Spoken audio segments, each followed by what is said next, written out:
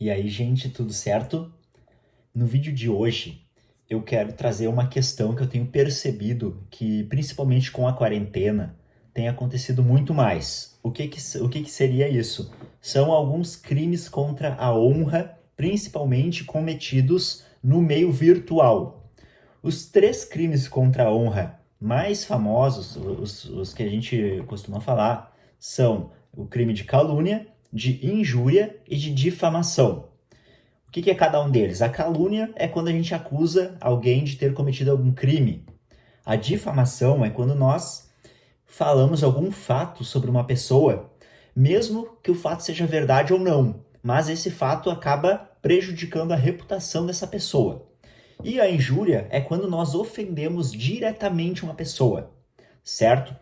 Essas três modalidades são crimes e podem gerar um processo penal contra aquele infrator. Ok. Eu percebi muitos casos, principalmente envolvendo youtubers. Alguns youtubers famosos têm sofrido calúnias, têm sofrido difamações, e pessoas no geral, e muitas pessoas não sabem o que fazer, né, caso sofram algum desses crimes. Então, esse vídeo eu quero trazer um passo a passo de o que fazer caso tu sofra com algum desses crimes e esteja na dúvida sobre o que fazer. Então vamos lá. Eu acabei já falando, né, o que são os três tipos penais. Eu não vou esmiuçar eles aqui, mas, por exemplo, no momento em que eu gravo um vídeo ofendendo um terceiro, eu estou cometendo difamação. Por quê? Porque eu estou falando fatos sobre ele. Aí alguém poderia perguntar: ah, mas esse fato é verdade. Por que é crime? Porque o Código Penal diz que não depende do fato ser ou não ser verdade. Se é um fato que torna a reputação dessa pessoa diminuída, é crime sim. E calúnia também. Se a pessoa está sendo acusada de cometer um crime e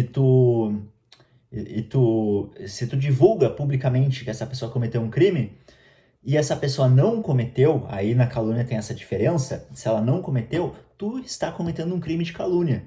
E tu pode acabar tendo que responder por isso depois, certo? Então, ok. É possível resolver esses problemas de duas formas. Eu gosto de resolver de uma forma que se chama extrajudicial. Mas eu vou trazer aqui duas possibilidades de como se resolve esse tipo de questão, certo? Primeiro vamos então para a forma extrajudicial. O que é a forma extrajudicial? É aquela em que tu não utiliza o poder judiciário para resolver. Tu diretamente entra em contato com a parte contrária para vocês resolverem, certo? Ah, mas eu não sei quem é a parte, ele fez de forma anônima. Isso é muito comum, né? A pessoa não saber identificar quem é o que está cometendo a calúnia, porque o perfil às vezes é um perfil falso e tudo mais.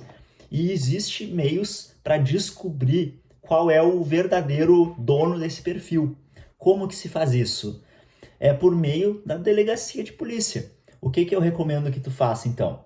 Tu faz uma denúncia na Delegacia de Crimes Cibernéticos, que é uma delegacia especializada em crimes virtuais, e a partir dessa denúncia, então, vai surgir uma investigação policial e a polícia tem meios de descobrir o IP do computador, tem meios de descobrir de onde veio, até que chega o momento que a polícia finalmente consegue descobrir quem que cometeu essa infração.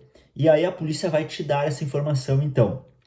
Tu, de posse dessa informação, como nós estamos falando aqui de uma resolução extrajudicial, o que tu vai fazer? Tu não vai processar diretamente a pessoa, porque senão a gente vai estar falando de uma resolução judicial, que a gente vai falar depois.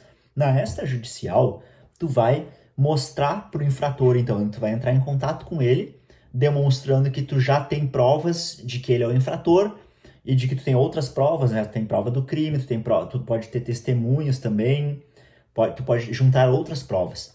E tu vai enviar uma notificação extrajudicial para esse infrator. O que tu vai dizer nessa notificação extrajudicial? Tu vai explicar o que tu está ciente do que o que ele fez, que tu já tem uma investigação, que já comprovou que ele é o autor. Aí tu vai pedir, então, uma retratação pública. O que seria isso? Tu vai poder pedir para ele para ele se retratar do que ele disse. Ele pode pedir desculpas, ele pode gravar um vídeo, ele pode escrever uma notícia. Isso depende da negociação de vocês. E se tu tiver prejuízos financeiros em razão disso, imagina, por exemplo, uma pessoa que ficou um tempo sem conseguir fazer novas vendas em razão de uma calúnia que ela sofreu. Então ela teve um prejuízo financeiro, né? Pode pedir também, então, uma restituição desses valores que ela deixou de ganhar. Isso a gente chama de lucros cessantes, que é aqueles lucros que tu iria ganhar, porém não ganhou. É possível pedir isso numa notificação extrajudicial. Ok, aí vamos supor que tu faça isso, a pessoa entre em contato contigo, resolva, ok. É importante vocês celebrarem um documento como se fosse um acordo, então, de todas as combinações que vocês fizeram. E essa pessoa, então, pode também receber uma quitação dizendo que ela já pagou o que devia e está tudo bem. Isso vai evitar, então, um futuro processo. Mas caso as partes não façam isso, esse tipo de... não resolvam de forma extrajudicial, o que pode ser feito? Aí o que se pode fazer, então, é um processo judicial. E é um processo criminal. Por quê? Porque tanto o crime de difamação quanto calúnia ou injúria são crimes que a gente chama de ação penal privada. O que é uma ação penal privada? É uma ação penal que é a própria pessoa, a própria vítima, ou seja, aquele que sofreu esse crime, que deve ajuizar a ação. E aí é uma ação, então, criminal como qualquer outra ação criminal. Qual é o problema disso para o infrator? É que o infrator vai ter, então, no histórico dele ali, um processo criminal e ele pode ser punido criminalmente por isso.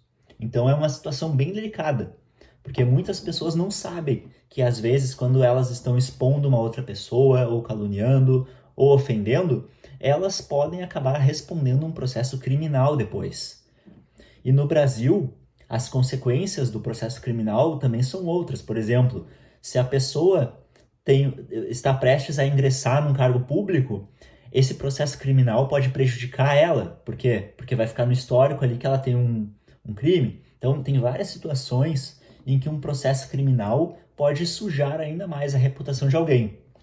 Então, é uma via também possível para a vítima se proteger. O importante é reunir o máximo de provas possíveis. O que seriam provas? Seriam prints, seriam a própria denúncia na delegacia depois vai acabar produzindo alguns documentos que servirão como prova também. Outras pessoas, testemunhas que viram isso, também são provas. E é possível também fazer ata notarial. O que é uma ata notarial? É quando tu vai no cartório e tu pede para o próprio cartório verificar, por exemplo, que um conteúdo está postado em algum local. Aí o próprio cartório verifica que esse conteúdo está lá e cria uma ata notarial, ou seja, é um documento oficial do cartório dizendo que realmente houve aquela publicação. E isso, então, é uma prova muito mais difícil de ser rebatida. Por quê? Porque não foi tu sozinho que tirou o print, e sim um cartório que fez isso por ti. E o cartório, ele tem fé pública, então é muito difícil de refutar uma prova feita em cartório. Certo, pessoal? Se ficou com alguma dúvida, comenta aí. E se tu conhece alguém que já passou por algum desses problemas e não soube como resolver, manda esse vídeo para essa pessoa, porque eu tenho certeza que vai acabar ajudando ela. Até mais!